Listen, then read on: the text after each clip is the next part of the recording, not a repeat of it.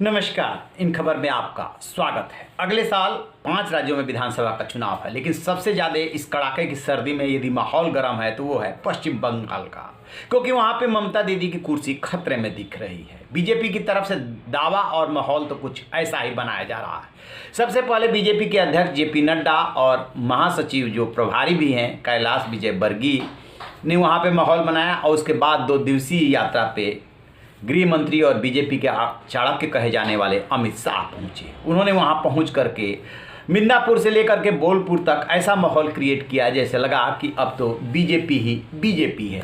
10 विधायकों और 1 सांसद को बीजेपी में शामिल करा करके उन्होंने ममता बनर्जी को मानसिक आघात दिया और यहां तक दावा कर दिया कि ममता दी 200 से अधिक सीटें जीतेंगे और आप अकेले रहोगी। गिनती रहो कि कितने अभी आपके विधायक आने वाले हैं या आ रहे हैं। इसके बाद बारी टीएमसी की थी।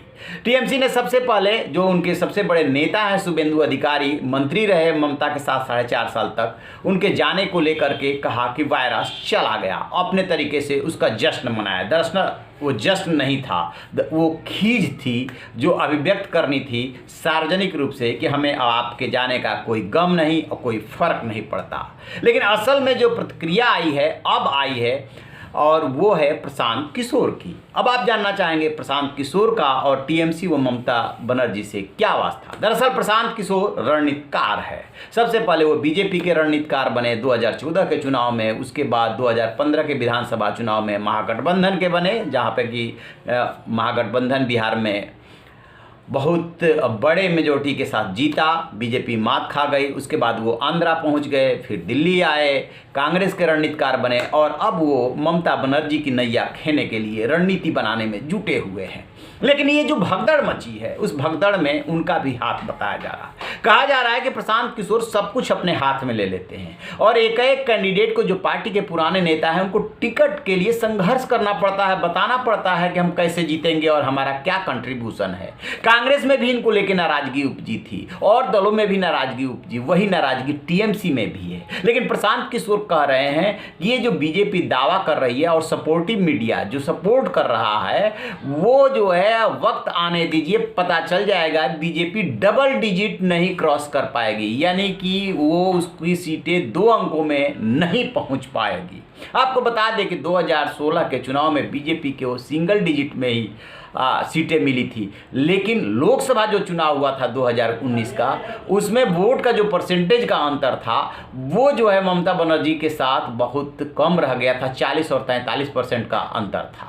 तो इस तरीके से प्रशांत किशोर ने पहली बार प्रतिक्रिया दी है और वो ये भी दावा कर रहे हैं कि रिजल्ट आने दीजिए, यदि उनकी बात सही साबित नहीं हुई तो वो अपनी जगह छोड़ देंगे, वो क्विट कर जाएंगे।